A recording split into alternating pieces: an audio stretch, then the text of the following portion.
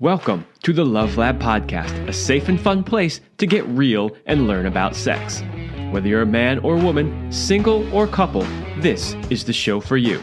I am your host, Kevin Anthony, and I am here to guide you to go from good to amazing in the bedroom and your relationships. Welcome back to the Love Lab Podcast. This is episode 255. I'm sorry, 275. Jeez, don't shortcut myself 20 here. It is titled Relationship Advice from a Divorce Attorney. So I think this is going to be really fascinating because we always talk about relationship advice from the point of view of, coaching work or, therapists or, people who are working with couples who are still together. Maybe they've identified some things that aren't working and they're trying to fix it. So we're going to sort of reverse engineer this time. We're going to start from it ended in divorce. How did we get there? And what could we have done to prevent it from going there? I don't think anybody goes into marriage thinking, yeah, at some point I'll probably get divorced, right? Because if you thought that, you wouldn't actually get married, right? So that means that everybody who's starting out in a marriage expects that it's going to work. And then something happens along the line and it ends up in divorce. And so we want to reverse engineer that today and try to figure out how we can help people avoid that outcome. But before we do that, a short word from my sponsor. Power and Mastery 3.0 is here. The men's sexual mastery program you have heard about on this show for a long time is now even better. I have personally reviewed every module, lesson, video, audio, and PDF to see if there's anything new that needed to be added. As a result, I have added 10 new videos, 1 new audio, 8 new PDFs, and dozens of links to hand-picked products to help support your journey to mastery. In addition, there's also a brand new user interface that makes it easier to navigate the course and find your course materials. So if you are ready to become the sexual master you have always wanted to be, then go now to powerandmastery.com. Since I released the 3.0 version of this, sales have been amazing. So thank you all who have supported that. And if you haven't checked it out yet, please go to powerandmastery.com. Okay. Today's guest, who, if you're watching on YouTube, you have seen since the beginning here, is Sarah Intelligator.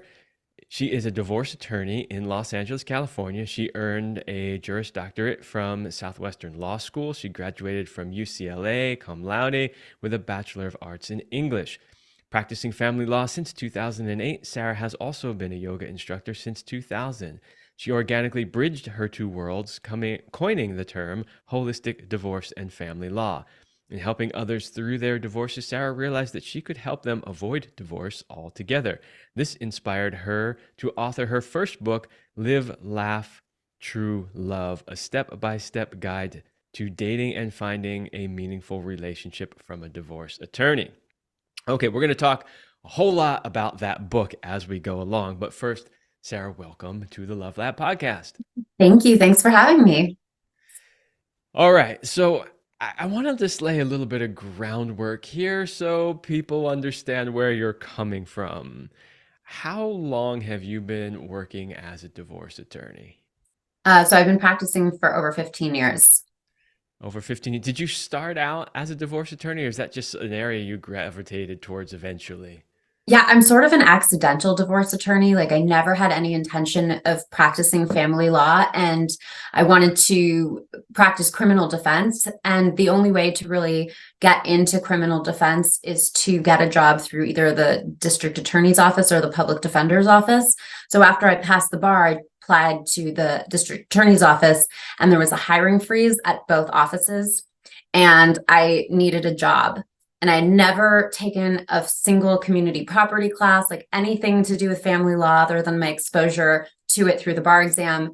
And my mom is actually a family law attorney, and she knew someone who was looking for an associate. So I applied for the position. I got it. It was a sink or swim situation. And that's how I kind of accidentally fell into it. And then I eventually went on to my own and started practicing in a very different way than I had when I was at the firm. Yeah, which we'll get to. But yes. Yeah, I was curious about that just because, divorce is it's like, I used to do computer tech work, right? And I got into it because I loved working with computer stuff and building things and engineering stuff. But what I didn't realize was that I would spend my entire day just putting out fires, working on problems, people always pissed off and like stressed out about things being broken. And that's not why I got into it. And so like if I had known it was going to be like that, I wouldn't have chosen that particular career path at that time. So I'm just thinking like divorces are tough, man. Oh, people are so angry with each other all the time that I was just curious why you chose doing that. Because I don't think a lot of people are like, I just want to deal with people yelling at each other all day long. Yeah, and that's kind of I definitely had no desire or intention of ever doing it. And I was with the firm for 5 years and I absolutely hated it. And I left and I was like, I don't want to do this anymore. It's soul crushing, it's draining. I am not interested. I'm gonna figure out what I want to be when I grow up. But in the meantime, I'm gonna maintain some clients so I can pay my bills.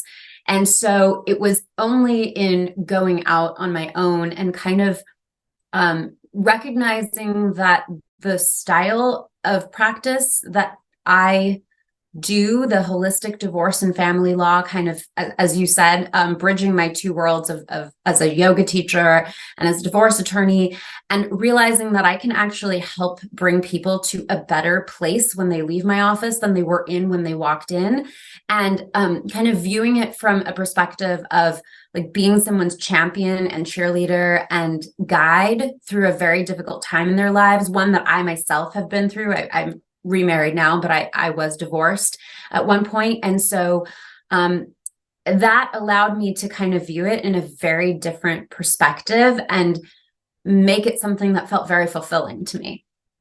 That's amazing and that's wonderful. I do want to dig into that a little bit more later. That whole idea of it was terrible when you were doing it one way, and then when you figured out a better way to do it, how it suddenly became so much more fulfilling.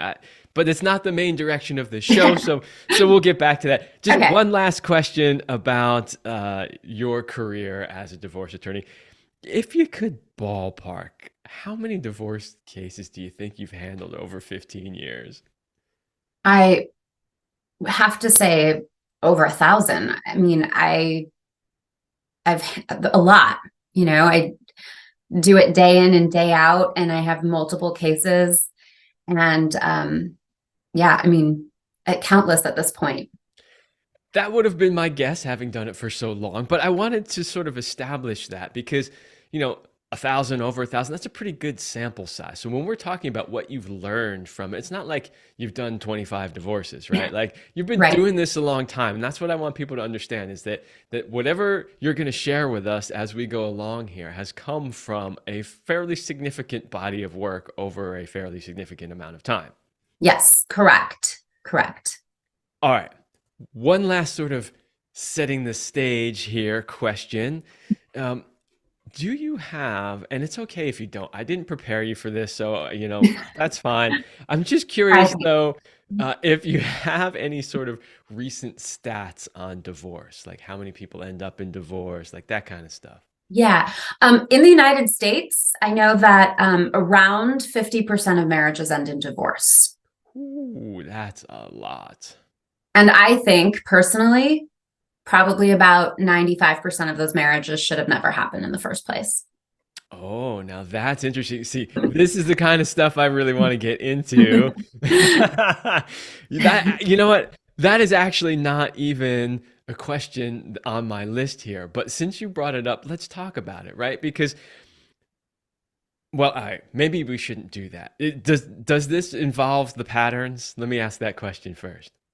Well, it could, but it doesn't have to. I could Okay. answer it without getting into the patterns. Okay, right. Because I was about to ask this question because I'm fascinated about it. When you say 95% of those that ended in divorce, which Yeah. is almost all of the people that end up in divorce, Yeah. those marriages never should have happened to begin with. And I'm curious, what have you identified that makes you feel that way? Like, what do you see that where you say, wow, you guys should have never even gotten together to begin with? Right. Well, without getting into the specific patterns, because the patterns are kind of the reasons, I see the marriages fall apart for the same reasons over and over and over and over again. And while every couple is unique and every human being is unique and the dynamic in the relationship is unique, the patterns and the reasons are always very similar, if not identical. And so people fall into these patterns, they repeat these patterns, and they routinely lead to divorce. And so, and we'll get into that, I know, but of course, that was kind of the impetus for writing this book, is to identify these patterns to prevent that 50% of the population from getting into a relationship that is almost most certainly going to result in divorce. Okay, so then step one is to really seriously look at your relationship before you get married and decide if this is something that you think is in the best interest of both parties. I completely agree with that. I think, they call it the honeymoon period for a reason, right? All the chemicals are flowing. People are not thinking straight. They're not thinking correctly or logically about what's happening. They're overlooking all the little things that later on will come back to annoy the crap out of them, right? And that's why we always tell people, wait until that period is over so that you can start thinking like a rational human and make some good decisions. But all right, let's just dive right into the patterns. So you have, based on your experience, you've identified 6 patterns that tend to occur. So I want to at least touch on each one a little bit so people understand what they are. Let's start with number 1. Okay, so the patterns really, I call them the F words. They're not really listed in order of importance, except for the first one, which I think is, if this doesn't exist, nothing else can exist in the relationship. So I list the first one, which is fundamental values, as number 1 for a reason. Now, a lot of times people mistake shared interests for fundamental values, but fundamental values are more. They are what comprise your essence, your being, your belief system, they dictate how you live your life. There's something that is important to you when you're a child and probably equally important to you when you're 70 years old. So these are things that are your almost like your ethical system. And that doesn't mean that it's a code of ethics, although it could be, but things like religious beliefs. That might be a fundamental value. You might be very devoutly Catholic. And that's something that is very important to you. And you want to raise your children to be Catholic and you want to live your life as a Catholic. And so you fundamentally value that. And if you find a partner who is completely apathetic to religion or agnostic, or maybe a different religion, there might be a dissonance there. And that's a really obvious one, but there are other ones, like someone who is extremely adventurous, and that might manifest itself in different ways when he or she is younger. Like he might wander the world and backpack through the world for months at a time, and that might not necessarily be feasible as he or she gets older. But that sense of adventure still guides how he or she lives his or her life. And so a partner who is averse to adventure will feel like he or she is being pulled out of their comfort zone, or they might feel resentful that they're forced to go on these adventures, or they might feel judged that they don't want to do those sorts of things, right? So the more, I usually say about 3 to 5 fundamental values is a good place to start, but really identifying what your fundamental values are so that you can then, as part of the dating process, find a partner who shares at least 3 to 5 of those fundamental values, because then you're going to likely navigate life in the same kind of way or in a similar way. And that's going to help you kind of build a life together cohesively as opposed to growing apart. Yeah, I completely agree with you. And I love the fact that you made a distinction between the fundamental values and the shared interests, right? Because I do see as a coach people getting those confused all the time. It's like, oh, but we both love to go hiking, or we both love to go surfing, or we both love to, do this or that. Those are shared interests. Those are things that you have in common, but they're not fundamental to who you are. I know some people may argue with that. I know some surfers who would argue with that, but Right. But yeah, you're talking about the deeper level things that guide the way we operate in life, and religious values is a good one. One that you didn't mention, but is also a big one, is political values. Oh, big time. Yeah, right? there are a lot. There's a lot of them. So that idea of those core things that really guide how you live life, there needs to be, I think, a fairly high level of alignment there. Yeah. And one of the things that I talk about is that, like, for example, your surfer who thinks that, surfing is life. And it may be, that might be a fundamental value. You might want to surf for the rest of your life, and that's the lifestyle you want to lead, and you're going to live in Costa Rica on the beach, and that's it. That's a fundamental value if that's the way you're going to do it. But maybe you're young and you love surfing so much and it feels like a lifestyle at the moment. But what is underlying that need? Like, what is driving your love for surfing? That surfing might be the superficial value, the fleeting interest, but the thing driving that thirst to surf is actually probably the fundamental value. And sometimes we don't take a deeper look under the surface at what's driving the superficial interest. Ooh, that's really big and that's really important because I don't think most people realize that the things that they do day to day in their life are actually driven by deeper fundamental values and that they're not necessarily what they think they are. I mean, I'm going to give it a story from my own personal life, which isn't 100% exactly what we're talking about, but close enough so that maybe people will get the point, which is that I spent many, many years when I was younger rock climbing all over the world. And it was my thing. I would train in the gym 3 days a week. I would be out all weekend, every weekend, back in the office, Monday morning, all torn up and exhausted. And, if something came up on a weekend where like I had to go to somebody's wedding, I'd be all annoyed about it. I'd be kind of pissed off. I'm gonna go to this stupid wedding. I can't go climb this weekend, And so we talk in the climbing world about people who live that lifestyle, about it being sort of their core value. Like that's their life. That's, everything revolves around that. But what I realized later on as I got older was that it wasn't so much about the climbing. It was that I had a very stressful job.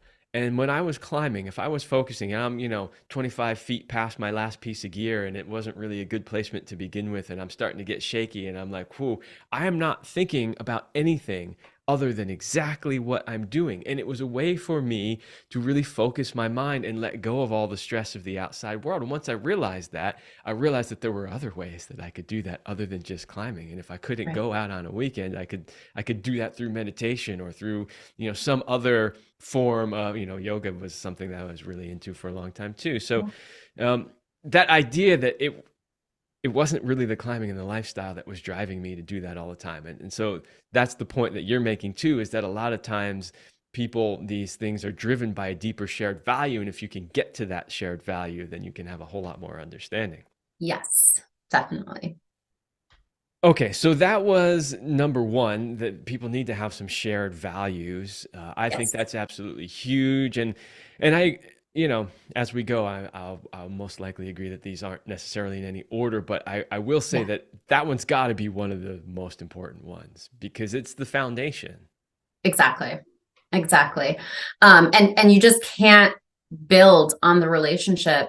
Like, you can try, but it's probably going to fall apart because you don't necessarily want to live life in a similar way or share goals in a similar way or attain goals in a similar way. And it doesn't mean that you have to have all of your fundamental values aligned, but the more that you try to navigate life in a similar type of way, the more you will, or want to, the more you will try to achieve goals in the same way, and you will end up achieving them as opposed to pulling apart from each other. Yeah. Okay. So what's our next pattern that you have seen? Okay. So the next one is fear. And again, the rest are in no particular order, but I do think that fear is probably the number one reason that most relationships fail. And I know that's a very bold statement, but I think that people get into relationships and then stay in those relationships because they are afraid that they're not going to find something better or someone better, or they're afraid of being alone, or they're the only one left in their friend group without a partner. There's so many ways that fear manifests itself, or people who are actually in a relationship. Like, I talk about this in the book a little bit about abusive relationships, that people will stay because, and I do a lot of domestic violence litigation, so I see this a lot, where the victim of domestic violence will be so beaten down, physically, but also like emotionally and psychologically. And the abuser will tell him, oh, you're never going to find anyone as good as me. You're never going to have better. And so, fear manifests itself in many, many forms, not all as serious as obviously domestic violence, but it keeps us locked in these relationships, and it keeps us from leaving or exploring other relationships because we're just afraid we're not going to find something else.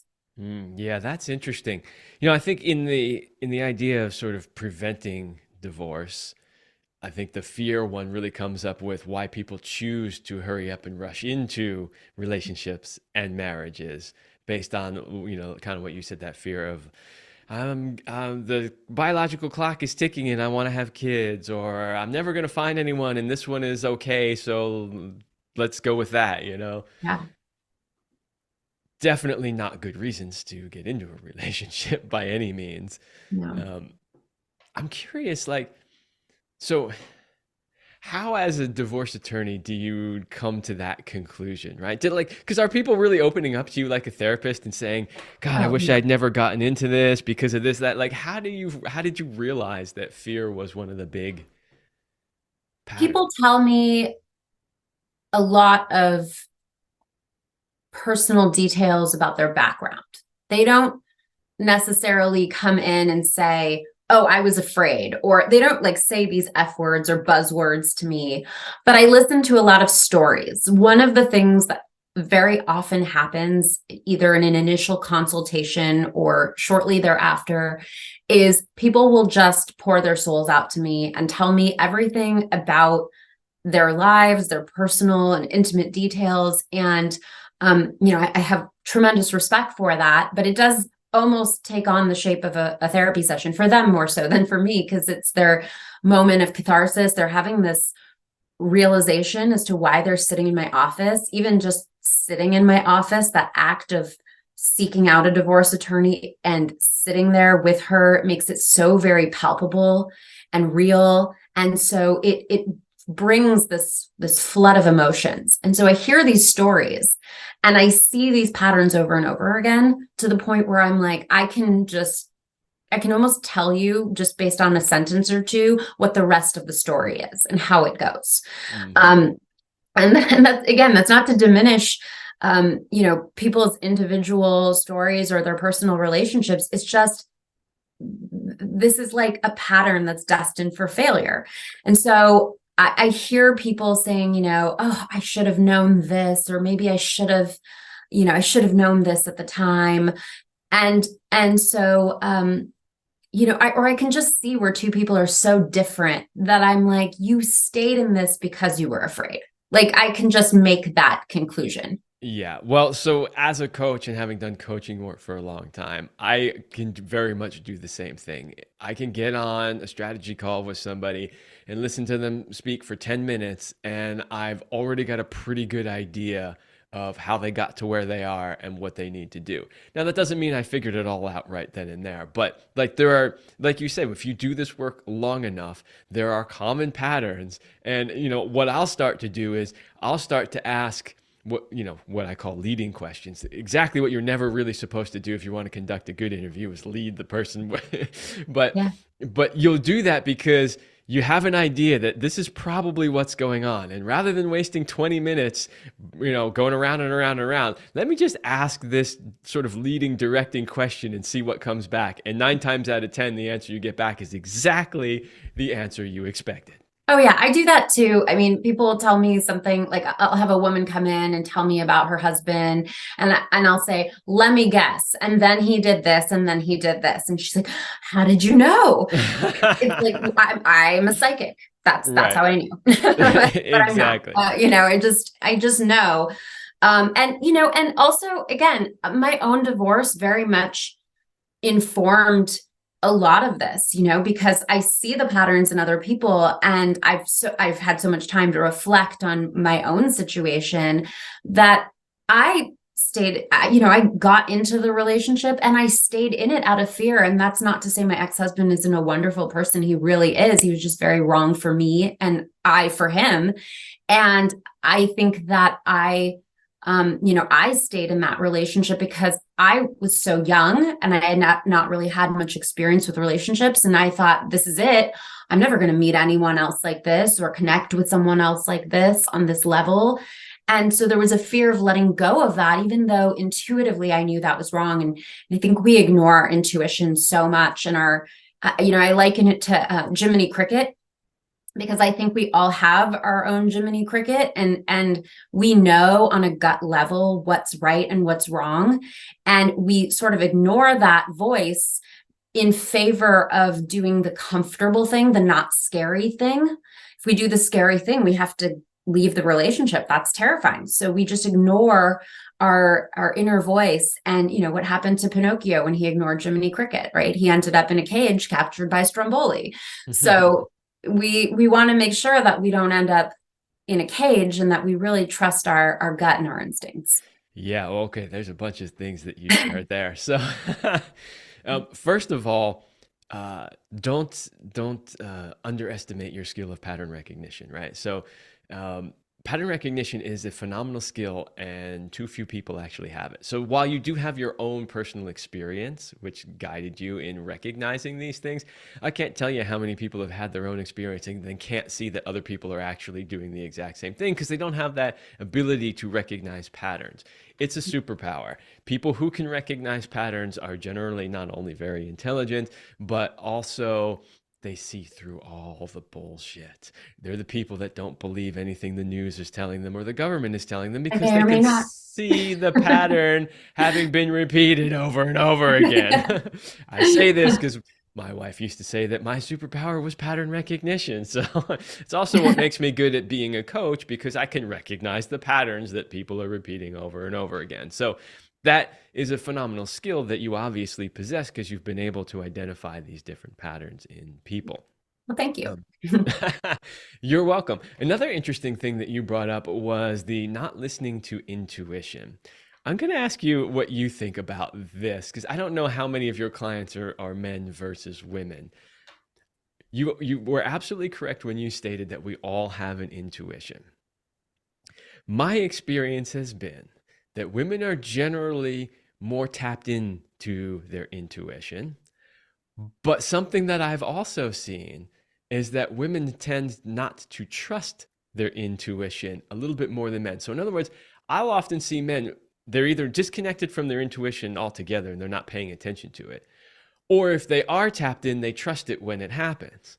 Women, I tend to see, tend to, by and large, be much more tapped into their intuition, but then they start second guessing it and not listening to it and coming up with rationalizations for why whatever their conscious mind is telling them is the right thing, as opposed to what their intuition is telling them.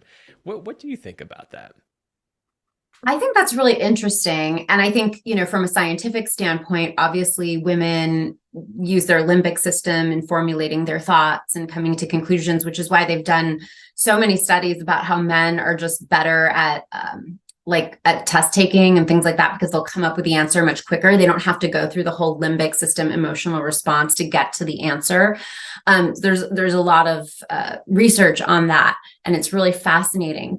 My client base, I would say, is pretty evenly spread out between men and women. I don't think I represent women more than men or vice versa. I think it's true. I think women tend to be more intuitive, and that may in part be because of that limbic response. But I think women ignore their intuition, not so much because they're second guessing it, but because, to be completely honest with yourself and to admit what your intuition is telling you means that you might have to do something uncomfortable that you don't want to do. Like, I use this example because it's pretty prevalent, which is where a woman will think her husband is having an affair, and she will go through his phone or his emails or something like that, which is a very, I'm not advocating that anyone should do that or that that's a good thing, but it's also, from the woman's perspective, a very difficult thing to do, because she knows that she could find something that validates what her intuition is telling her. And that would mean that she has to make a very difficult decision. Whereas if she remains in complete ignorance, just thinking, oh, it's her intuition, or, maybe she's wrong, or second guessing her intuition, she doesn't really have to act on it. So let's say she trusts her gut and she goes in there and she finds what she's looking for. Right now, she has to make that difficult decision. So it's not so much that she's second guessing whether her husband is having an affair when she decides, you know what, I'm not going to look. I'm not going to look. It's more that she wants to avoid the inevitable things she's going to have to do when she confirms what her intuition is telling her. And that's just one of many types of examples. In the case of, should I marry this person? Is this life partner material, right? Again, it's like, you might intuitively know that this person is not the right match for me, but you bury that because you don't want to break up with this person, because then you're going to be single again and you're going to have to go and find someone else. And you might be older, your biological clock might be ticking, like you said. You might be really eager to get married. All your friends might be getting married. There's so many reasons for it. So I don't know if it's so much second guessing as it is just not wanting to do the uncomfortable thing. And I think it's maybe easier for men in some ways when they don't have this whole emotional response that they have to go through to just bury something. Because, when we talk about our biology and our programming, right, men are programmed to hunt, right? We've very much moved away from that, but we're still on a primal level are programmed. And so, I'll talk to my husband or my son while they're watching TV, and it's like, they don't hear me because they're focused on the TV, that they're focused to hunt, to capture the animal, to keep their families alive by bringing home the hunt, right? Whereas women need to be taking care of children traditionally, not obviously in today's society, but doing many, many, many things. So I think it's our programming also probably has a lot to do with that. Yeah, well, you're absolutely right. And this is one of those sort of inconvenient truths that nobody ever wants to talk about. But, we like to think that we are so advanced and so modern in our society today, but really we're still being driven by instincts that have been bred into us over an extremely long period of time. If you're watching on the video, I'm going to hold my hands up here. And I used to say, if this is the entirety of human evolution, we're living in this little piece over here. Right? So we're trying through our modern society to negate thousands and thousands of years of developing in the way our nervous system works, right? And so you're absolutely right. We have, as men, certain drives and desires that come from that, and just as women do, and they're different. Yep. And they evolved for a reason. They evolved because they were advantageous for our survival. Yeah. And I also, when it comes to, my pattern recognition is when it comes to the men versus women, as we were just talking about, really was more that women have the intuition but don't always trust it as much. And why they don't trust it, well, can be a lot of different reasons. It could be because they're afraid to do what needs to be done. It could be because they're second guessing. It could be, for various reasons. So I think we're pretty much on the same page as that. I would say so. I would say that probably in your experience too, when dealing with divorce, that what you said is probably more often the case, which is the fear of like, oh shit, that's going to mean something really difficult. Yeah. Totally understand that. So, all right, that's only two. I know. And I got some interesting questions that are not related to the patterns also, if we can get to them at the end. So let's go ahead and hit number 3. Okay, so this is the other kind of longish one, and I would say the rest are sort of a little bit shorter, but I think I can breeze through this one. So number 3 is foundation. So once you've identified that you share fundamental values, you now need to build a solid foundation of your relationship. And I liken this to building a house. And you don't need to know anything about construction to know that if your house is built on a rocky foundation or the foundation is not intact, the structure will crumble. And so I break down the foundation into 5 pillars. And so those are the pillars that support your house. Here's the structure of your relationship. And those are trust, honesty, communication, respect, and teamwork. And I think those are pretty self-explanatory. I don't think I need to get into each one of those, but the essence of foundation is that the relationship needs to be built on it, because if any of these pillars are not intact, the relationship, the structure weakens. And if all five are not intact, the structure crumbles. And as we go through relationships, a lot of times we do things that end up actually knocking out the pillars. And I think that even if the pillars are sort of there to begin with, we can also demolish them as we go along. So it's really important to keep them in mind as part of the health of a relationship as you're in it. Yeah, absolutely. So, most of those pillars, I have done whole episodes on this show, like, trust, safety, like all those things are like absolutely fundamental parts of a healthy relationship. I don't want to confuse everybody because we were talking fundamental as our first pattern and now we're talking foundation. But yeah, absolutely. Like if you want to have a solid, successful relationship, these things absolutely need to be there. And like I said, I mean, just picking one of those, I did an hour-long show just on the importance of trust, what it means, how to create it, what happens when it's broken, how to restore it after it's been broken. So, yeah. I could write a whole book on each one. But I think the distinction between fundamental values and foundation, since you brought it up, is that foundation is something that is the same in every relationship. You need to have all of those five pillars there in every single relationship, those same five.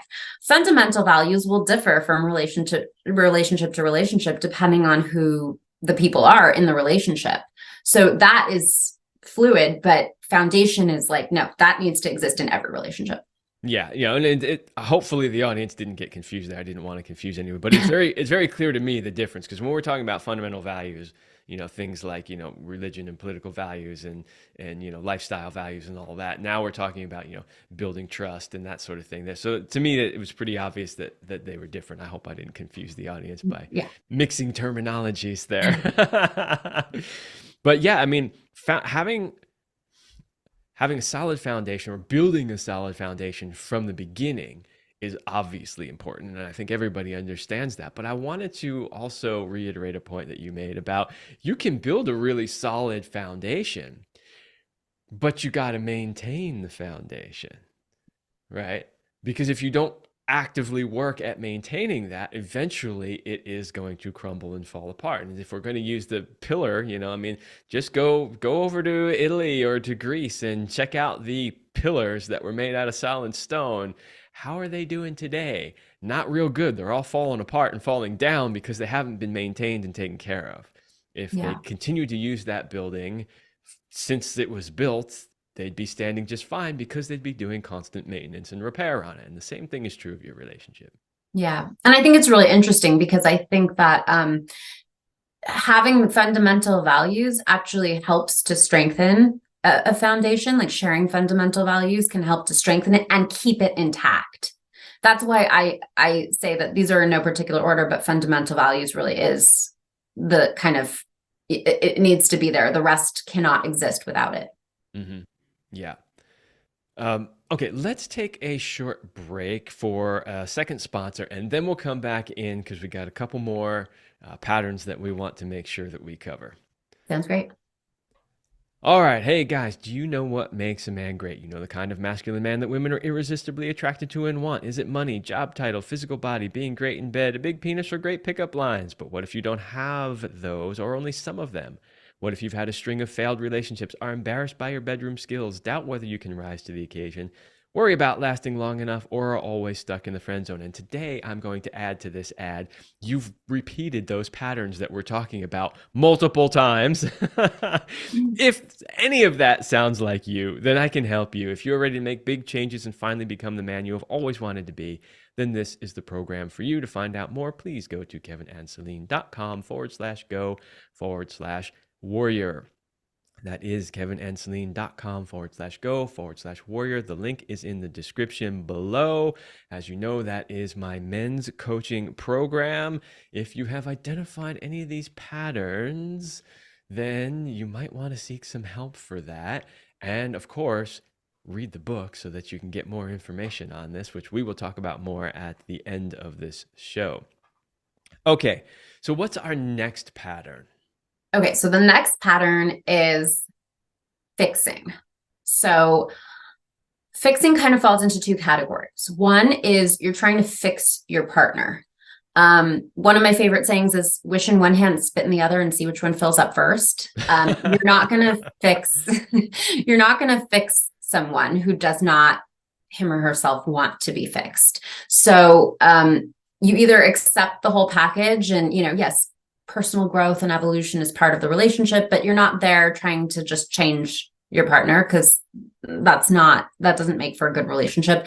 And the more entrenched you get in the relationship, the less likely someone is to want to change, because they get settled in their ways. They're not trying to impress anymore. So it's not going to happen. You're just destining yourself for being completely disappointed yourself, and also creating resentment in your partner. And then the other facet of fixing is going into the relationship having fixed yourself. So we all have our own personal histories, traumas, life experiences.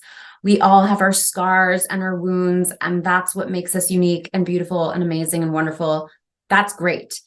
But when you go into a relationship and you haven't addressed certain issues that are going to impact the relationship, like let's say you haven't spoken to your dad in your whole life. Your dad walked out when you were little, and you have deep-seated abandonment issues. And so you're looking for a man to replace the father in your life, and you're going to then work out the issues with your father through your relationship with your husband. That's not going to work. That's not going to work. So fix yourself first. Your partner it's not your partner's responsibility to fix you, to make you whole. Take care of your issues so that you can enter into a relationship in a healthy way, and consequently be in a healthy relationship. Sarah, I have to say, as I'm listening to you speak and we're having this conversation, I feel like I'm talking more to a therapist than an attorney. Now, and I mean that as a compliment, Thank you. right? Well, because, so I don't know. I haven't ever been divorced or worked with a divorce attorney, so I don't know what the average divorce attorney is like. But I'm pretty sure the average divorce attorney does not have some of these insights into relationship and personal work and spiritual growth and all of that I'm hearing as you speak. I would say, look, I would certainly hope anybody that's listening is not in need of a divorce attorney. But if you are in need of one, find one that understands this stuff like Sarah does. I mean, that's the only kind of person I would want to work with if I had to go through something like this. So, Thank you. yeah, I just wanted to say that because some of the ideas that you're talking about really are things that, well, first of all, they're right on, and they're things that I talk about all the time, but from a coaching perspective. And that's why I'm kind of surprised to hear that coming more from an attorney perspective. And I think it's great and amazing. So we say all the time, you can't change anybody. People change when they are willing and ready to change. And so this idea of like you get into a relationship and you identify something, I'll fix that. I'll change him. Once we're married, he'll stop doing that, or she'll stop what, right? And that's absolutely not the case. No, it just gets worse. Right. If you are going to marry somebody, you have to make 100% sure that the package you got today is the one that you are willing to live with for the rest of your life. Yeah, for sure. I also like the point you brought up about doing the personal work, because obviously that's really important. And that's, as a coach, that's what I'm here to help people do, is work through that stuff. And that is really, really important. We all, as you accurately said, we all got our own stuff. But the more that we can work on that before we get into a relationship or before we get married, the better the chances are that it will be a successful relationship and marriage down the line. Yeah, definitely. Because you want to be as healthy as you can be getting into it. Because you don't want and I say in air quotes, dysfunction to choose the relationship for you. You want to choose the relationship. And if you don't work on your stuff, then your dysfunction is choosing your partner. That's not your autonomous choice. Yeah, that's a good way of putting it. That's a new way. I've been saying similar things, and I hear a lot of therapists say similar things, but I like that. the way that you just put it, which is that's not you choosing the relationship, it's your dysfunction. That's good. I might borrow that from you. Sure. I expect royalties. No, I'm just kidding. But yeah, one of the most common questions I get asked as a coach when somebody's talking with me is, um, well, I'm not currently in a relationship, so should I just wait until I'm in a relationship to work with you? And I'm like, no, no, that's the worst thing you can do. Fix your stuff now. Yeah. Otherwise, it's going to be a problem. Then you're going to be working to try to solve a problem or fix something that's broken. Fix it now so it doesn't get broken later. Yeah, Right. absolutely. And I give a lot of examples of this in the book. And I think that's one thing that obviously I'm not giving so much of here, but in the book, I give a lot of examples of how I see this play out in divorces. And that's what kind of leads me backwards to the conclusion and to identifying the patterns. Yeah, well, and I think it's important for people to know. I mean, it's an hour-long show. There's only so much we can cover in it, right? But it's important for people to understand that we're just kind of scratching the surface on each one of these patterns. And, you may hear something that we're saying today and go, oh my God, that's the pattern. I totally get it. And like the light bulb goes off.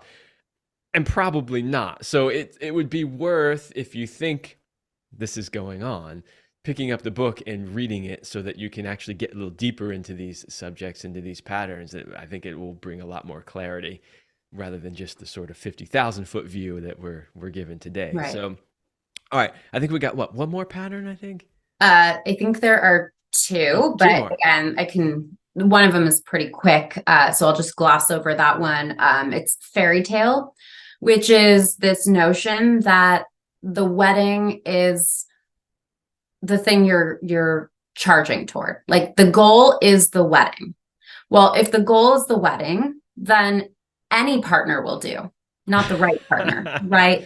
And we have this this really, and I mean, I understand that we grow up, we're indoctrinated with Cinderella, things like that.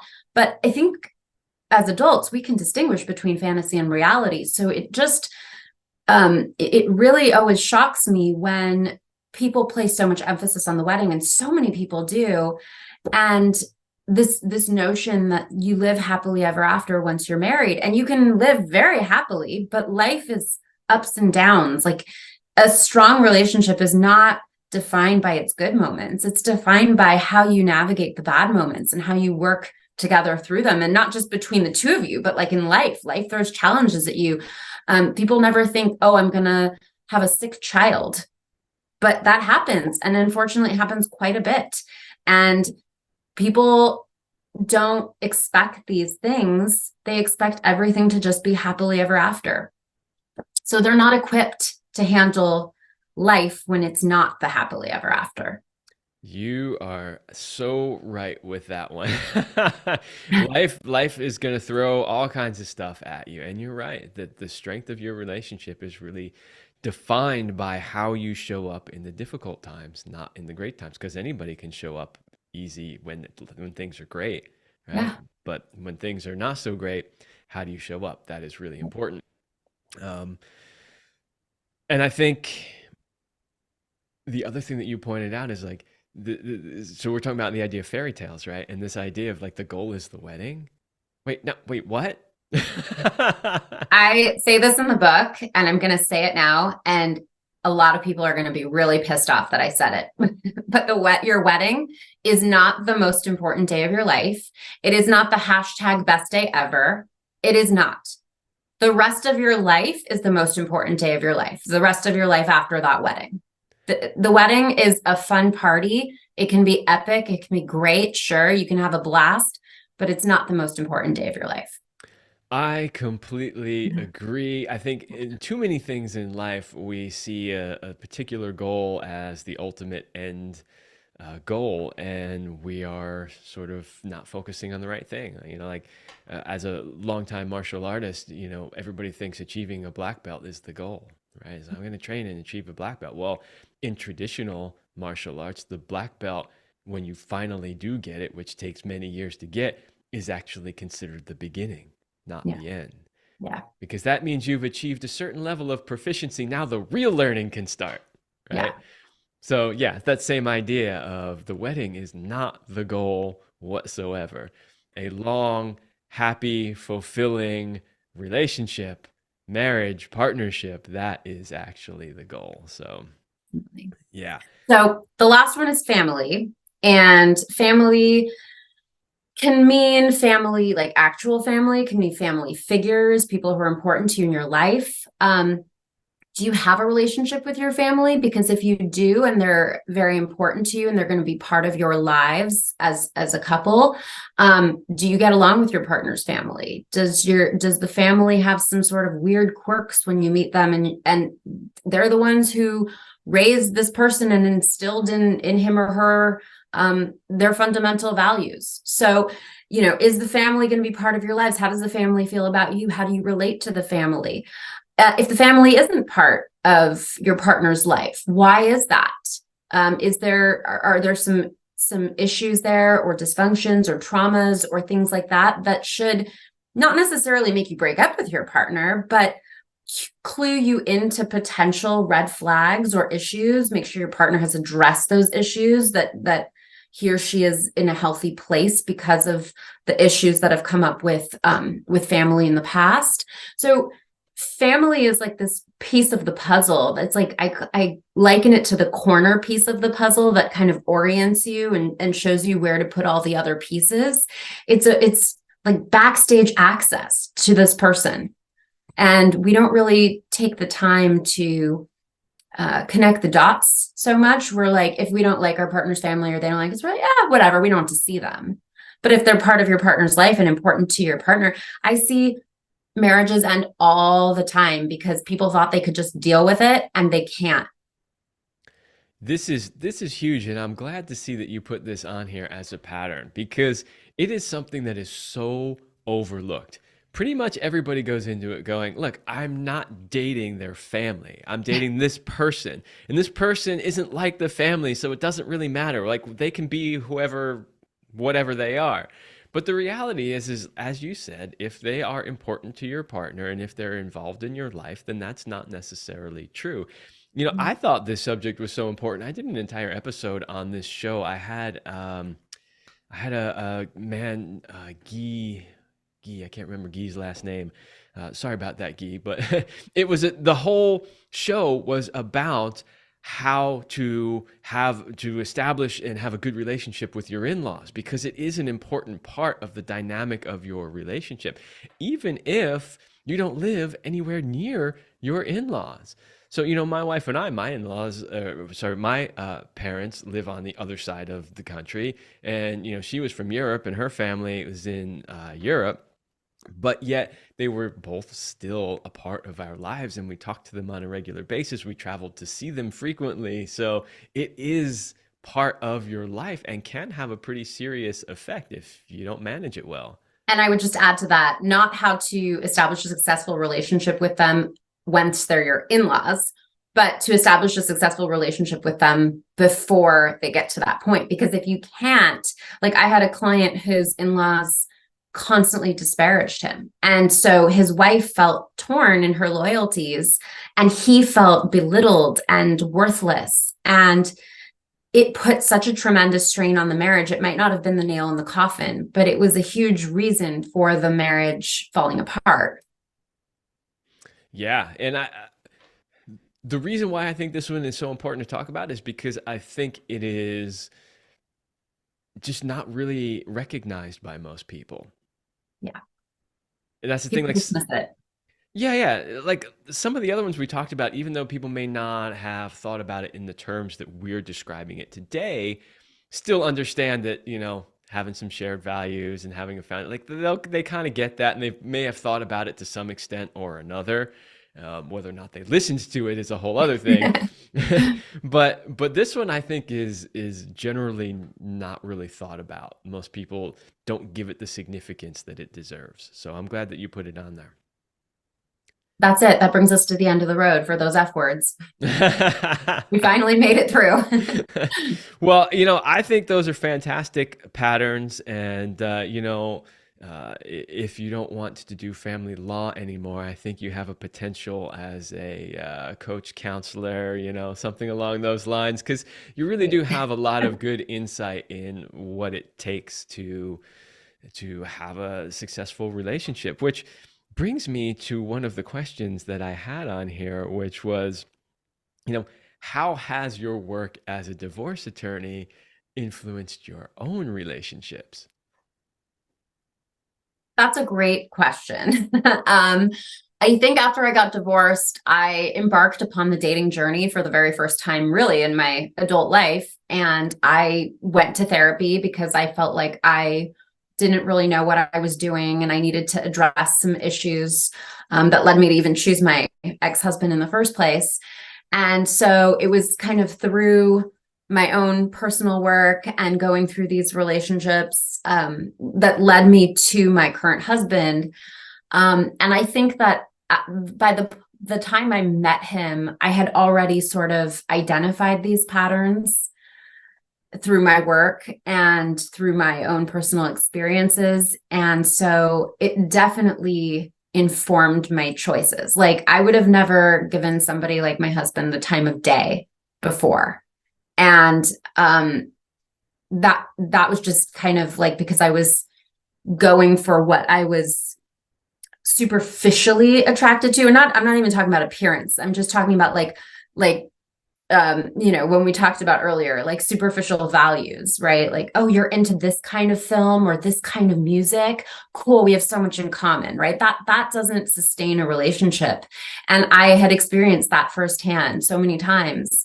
And so it definitely informed my choice in life partner this time around, and spot on. So I can't complain.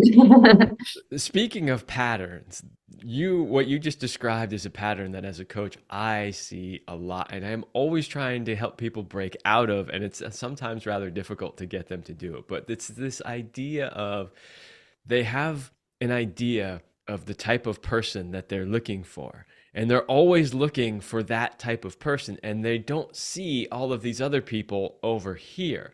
Yet they get into relationship after relationship after relationship with this type of person that they say they want, and it never works. It fails over and over and over again.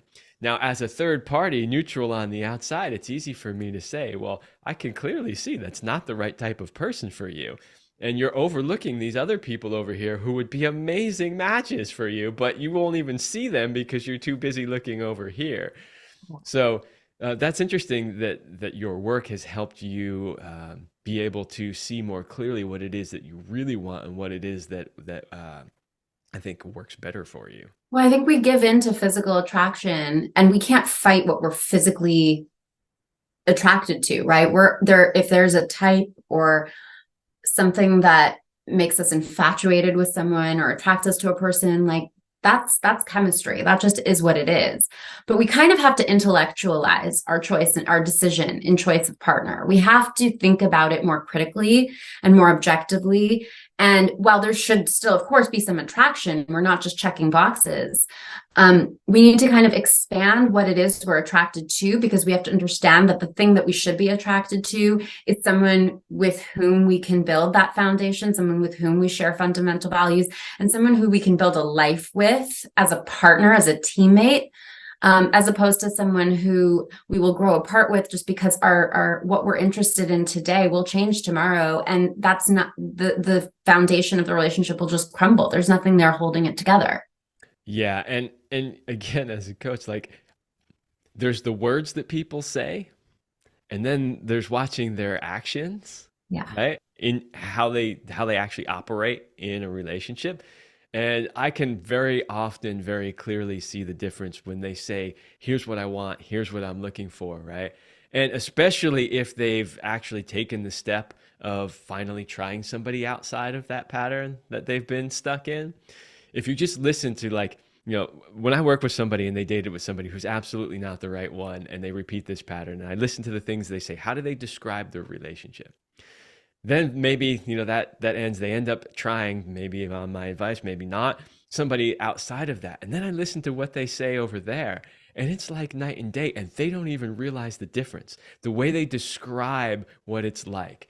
I have, somebody right now who has had this exact problem, repeating the same pattern of always dating the wrong guy, always dating the wrong guy. And when she says, she'll say things like, "Oh yeah, he's this and he's that," and like it sounds like it's good. But then I listen to her now; she's dating somebody, and the word choices that she uses about, you know, "Oh, I'm actually looking forward to the next time I see him, and he's really so sweet, and he's really like all the things." I never heard those words used when you dated that string of other guys, Yeah. right? And so, but the thing is it's taken me a long time of working with her and pointing this pattern out to her over and over again before she finally started to realize it. So, Yeah. yeah, that's Mhm. glad to hear that your work and your experience has helped you in that area, because it's not easy for a lot of people to see.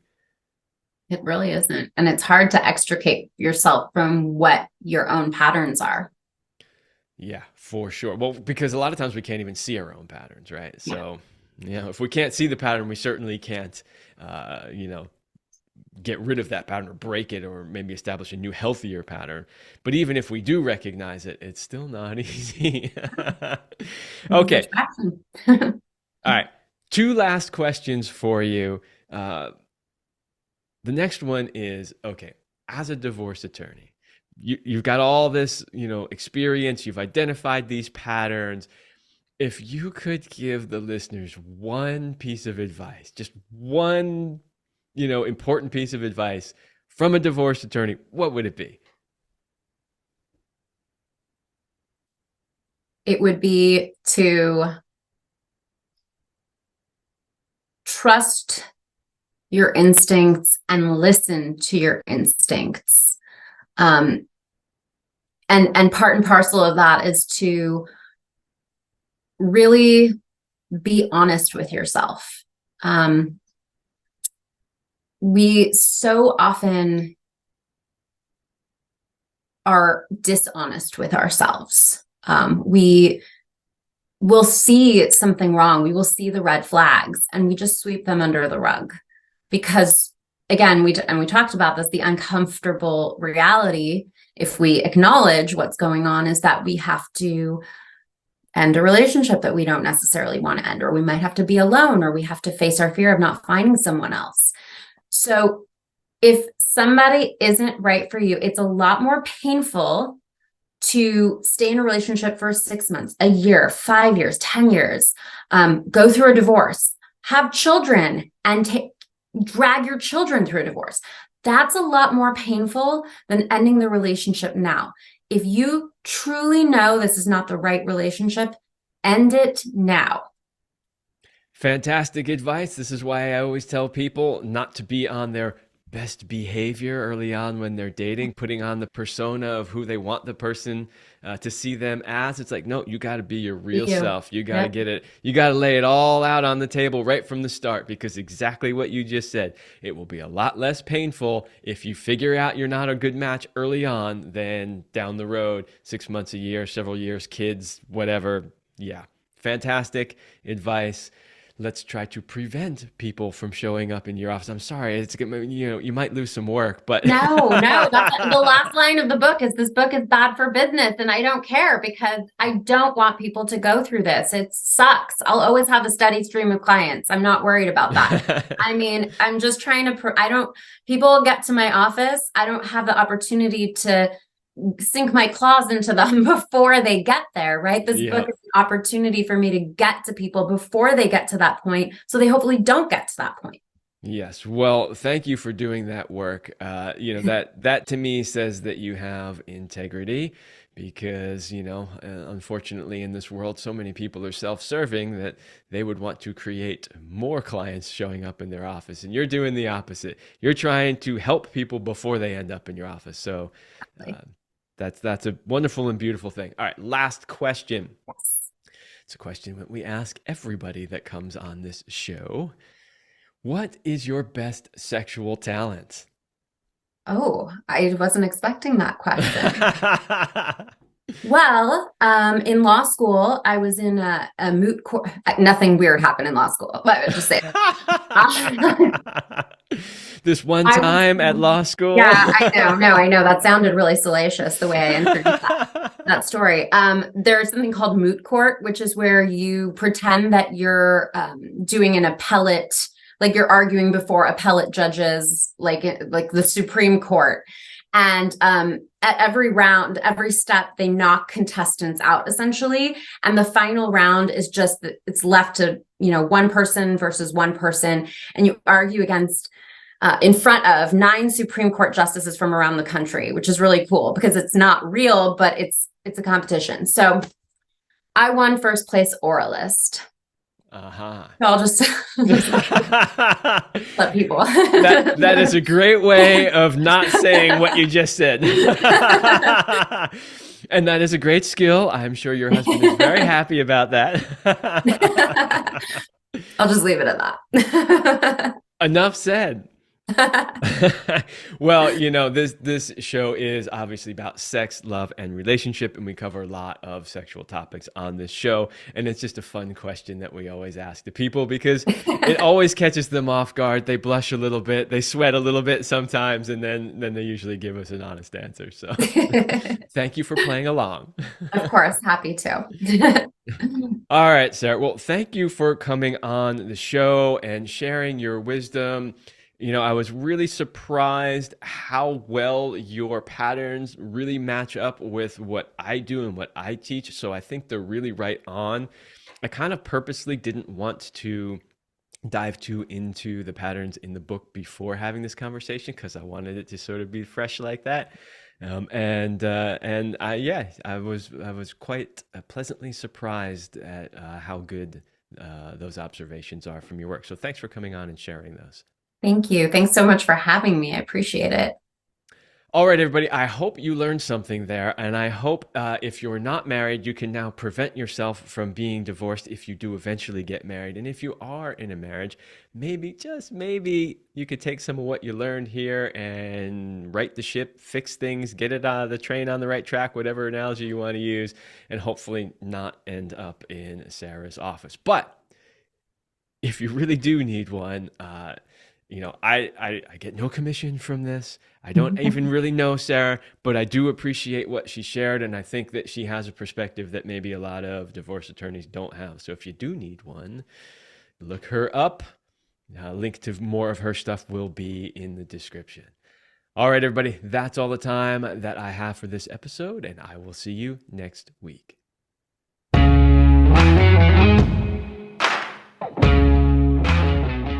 I hope you liked this episode of the Love Lab podcast. If you enjoyed this show, subscribe, leave us a review, and share it with your friends. And for more free exclusive content, join me in the Passion Vault at kevinandceline.com/vault. That's kevinandceline.com/vault. Thanks for listening. And remember, as Celine used to say, you're amazing.